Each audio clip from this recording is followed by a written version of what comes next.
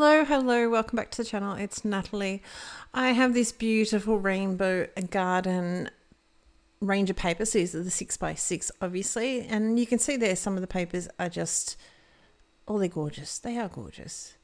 I think there's actually a mix of different papers here because this is one of the things that I was sent. So yeah, there's a mixture between the basics, the patterns, and the rainbow gardens. So we've got the rainbow butterflies, and these are also like floral ones. And I've cut them already out to save a little bit of time. I'm not going to use all of them, but these ones you need to cut out, but they are stunning. They're absolutely stunning and could easily be used just on their own with some papers, and they're gorgeous. But what I'm going to use today, I'm actually going to make 2 cards because I just can't help myself. And the second one is extra simple. I've die cut this around. We've trimmed out obviously some of the chair and some of the window. I've just used the parts so the majority of everything. I'm having a look at this pack, which is the embossed die cuts with the florals, just to find a little simple and small little floral element that I can use and sort of bring some of the florals on that paper, just bring them forward and pop them out a little bit. So at this point, I'm really not too sure what on earth I'm doing. Having him sneak out in the hedge of the florally hedge or what. But so there's a combination between the pattern paper and the embossed. Yeah, no. And the embossed die cuts. Now what the embossed die cuts are is that it's, for a simple way to explain it, it's like we put a little bit of glossy accents over some of the elements. So on the butterflies, it's like the veins in their wings and that sort of stuff. The embossed florals, sort of the petals, some of the petals, and it's not uniform, so it just gives it a really, really nice texture. This is the Rainbow Poppies sentiment pack that I'm using. It's quite old, but it's still available. So that will be all linked down below. I'm going to raise that up. I want to put this little bit of floral element just sticking out the end. So I'm going to remove a tiny bit of the foam backing and stick that down. But for the time being, we're going to put that back down, like put the backing back onto the floral on the foam strip. Does that make any sense? So it's not so sticky anymore. I'm going to raise up this. This is actually got 2 levels of my foam. My foam is pretty thin, so this has actually got 2 levels. The little Nomi here, he only has one level of it, so he's going to sit down a little bit, but I do need to trim out some of the foam, as you can see there, and I'm still going to be fussing about with it a little bit. And I'm not worried that some of it's still left behind. It's all good. So we're going to adhere him down.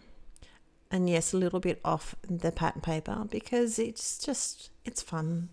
The element is still going on. The image is still continuing because, if you think about photos, they don't just stop. Okay. So that is pretty much it. We're going to adhere this other little dude on there again with a single layer of foam tape. As I said, mine is very, very low, so you do you. Okay, so it only gives a little bit of dimension. Adhere a little sentiment strip down with just some glue. So he's going to be nice and flat. And I just thought the purple was enough of a variation, but still sort of, so it stands out, but still sort of blends in. Do you know what I mean? Like it's not a super different. You've got a lot of shades of purple in this image and it's just gorgeous. So we're going to adhere him down. Again, we've now removed all that foam. The lucky last thing we're going to do after trimming those little tiny bits off is just put some stickles because they're gnomes. They need some sparkle in their lives. I'm actually going to put some on his little hat as little polka dots. So that is card number 1. Now the second card that we're going to do is super, super Crazy Town Easy. I love this paper. How gorgeous is that? I'm going to trim it down slightly just so it can go through my Big Shot. And I can't use the whole thing, so I'm trying to get it that I've got some purple and I've got some nice combination of blue. But it's just gorgeous and it doesn't need anything more. You know, well, it needs a sentiment, obviously, because, you know, otherwise it's just a sheet of paper. But I have die cut that out of the stitched nesting rectangles. Now that is Australian size 1. So it's a little bit longer than our American peeps there. I'm just getting some fuzzies off there. My Big Shot is starting to get a little bit old, shall we say. The vellum, what it's going to do is give it that tiny little bit of separation from the watercolor look background, the dipped background, I suppose you call it. I still have my tittle that I've got it here. So this is what I do. So I sort of put it back in and just push it through, and that's it. That's it. So the vellum is going to give it enough of a definition between the paper and the sentiment, but not enough to make it really the focal point, like the words are the focal point, and you can still see heaps of that glorious paper underneath. We'd adhere that down. The last thing I'm going to do is just going to put some clear crystal mix over that. It's retailed as a shaker mix, but I honestly you can do it whatever you want, obviously. But I clearly put it down as little extra embellishments on my card with a little bit of multimedia matte.